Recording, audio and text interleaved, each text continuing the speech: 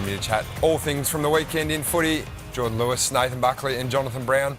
Bucks, a great week of footy, but the good teams are starting to separate themselves. Yeah, I think we're going to jump straight in and have a look at the ladder. I think we're starting to separate the wheat from the chaff. And in the end, I think it's not just the points that we're looking at here. I think it's the distinct styles that the teams that are winning this year are playing.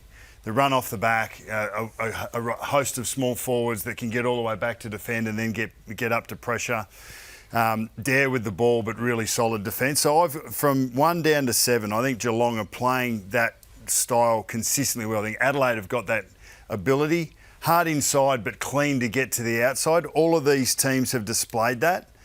GWS, I think they've got the capability of doing it, but they just haven't been able to do it consistently enough. They missed that little fella like you, Speeder, man. Yeah, well, Brett Daniels. I mean, Darcy Jones has been awesome, but he will be even better again if he's got a couple of other wingmen with him. And I think if we cycle down, I think a few of the sides underneath, the sides that haven't been, we'll get to Freo and their performance on the weekend and 2 and 3 weeks now that hasn't been great. St Kilda are probably a team for me that actually are playing modern footy, probably not without the top end talent of some of the others, but making the most of what they've got. And Carlton and Melbourne are probably the two. Melbourne are trying to get there, but Carlton are ones that are just probably playing a little bit old school sort of G&D footy and not being able to make the most of the talent that they have. So you've got to be in the top 7 at the moment. You're saying you think top 7? Or? Well, I reckon that top 7 is locked. I reckon that's locked. I reckon they're... I would be for finals? I would be amazed if any of those 7 teams missed. I reckon that there's... Wow. I reckon there's I mean, obviously, there's a long way to go. History tells us at round 8 that 6 of the 8 teams that are in will make finals. Yeah, so it's not that big. It's not that 7. big a call. But I'm not just saying about the position on the ladder, because there's only a game here or there, and the ladder's quite tight through the middle sort of sector. But it's just the way that the Dogs have done it without players. Gold Coast have shown that their good's really good. They're still improving on their lower end. They've lost to the Premier and the Wooden Spooner from last year. So what you're saying is you are what you are. At round 8, you are what you are. I think there's enough. I think there's enough. Do you think we've seen enough to have an idea on which sides are going to stand up later on? The weekend started to show us who the real contenders are. And one of the big losers from the weekend, and they find themselves outside of the 8, are the Fremantle Dockers, a club that was built up by many in the media to potentially be challenging for top 4. But Friday night, I mean, that was deplorable from the Dockers. Yeah, and we spoke about it pre-game, Jack, and I think you said it, Brown. Like, this is the bright lights on a Friday night. So if you are going to be some sort of contender, I think the 2 biggest challenges for this side right now in Fremantle is to win away from home and to win when the whole country's watching. And on Friday night, they couldn't have been more disappointing. And to go there and to see the way in which the players played, they looked lifeless at times. And then to probably see the game unfold and to see no change really until 3/4 time, I think that was the most disappointing part. You say no change. I'm going to take it back to pre-season, and Fremantle played the Indigenous All-Stars in the first game, and their coach Longmire had this to say after that game. We played a pretty vanilla brand. It's interesting because all the other teams will get the vision and be able to watch it from behind the goal. So we tried to keep it pretty vanilla, and we'll work on bits and pieces next week when we've got match sim and the vision's not released.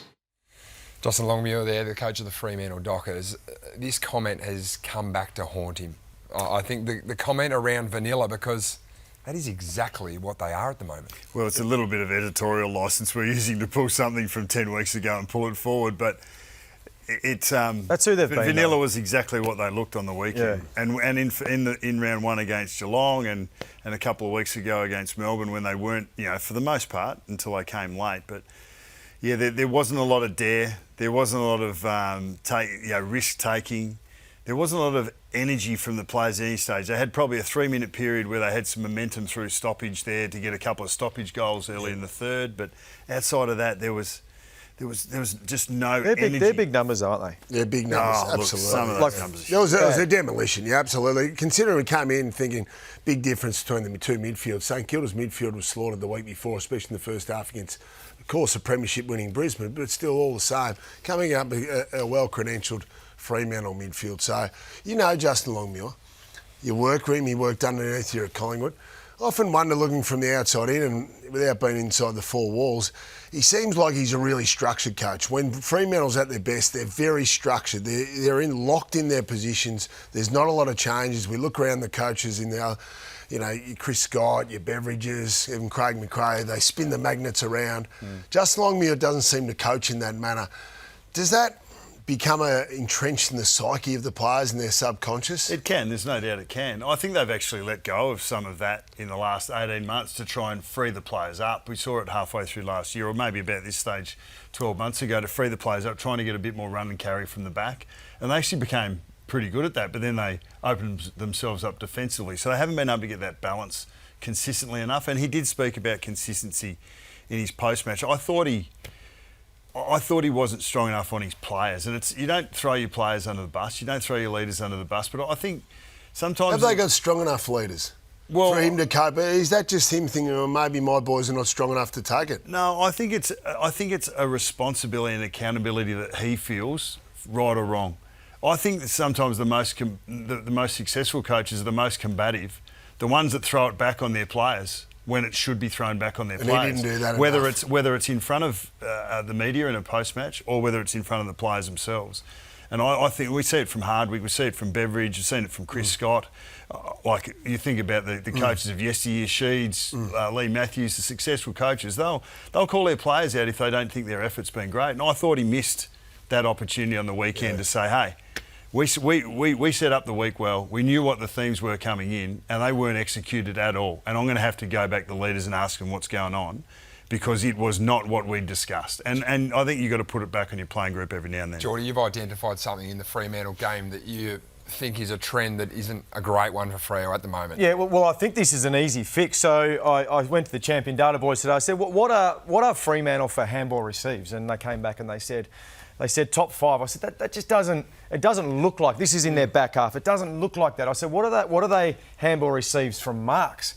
18th in the competition. The worst side in the competition, from going from a standstill to then generate speed off that. So then you go back and look at the game, and I just think they're missing really easy opportunities. Bang, just give that. And sometimes it's really uncomfortable being in a position where you create chaos. That right there, it might not unfold the way you want it to unfold perfectly, but I think Fremantle need to take a risk. That is a kick that you will have when the umpire blows play on. Great kick by Wagner. Get it back. Look at the numbers on the right-hand side of the screen. That is where you don't want to go. Give it to Wagner once again. You are on your way. It is a little bit unpredictable, but that's okay. Sometimes you've just got to make it up. And then this third one after this turnover. So once again, Wilkie, really predictable to read the ball, setting up behind the play.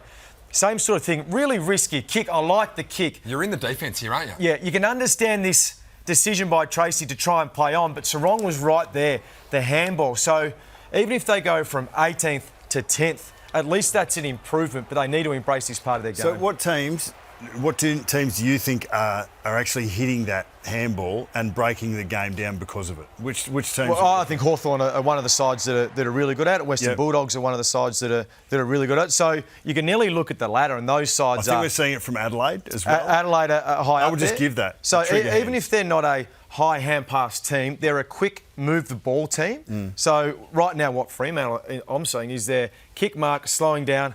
Oh, that one's free to the side. No. Just keep the ball in motion, involve handball. How many times did Johnson end up with the ball on the boundary, 60 metres out from the opposition goal, and then just having to kick it long down the line in the first quarter? That happened 4 or 5 times. Yeah, and it was so staid and so predictable to the St Kilda defence, and then they were able to lock it in and go back the other way. Yeah, it's their leaders as well, Geordie, that you want more from. I want to put their leaders on notice, to be honest,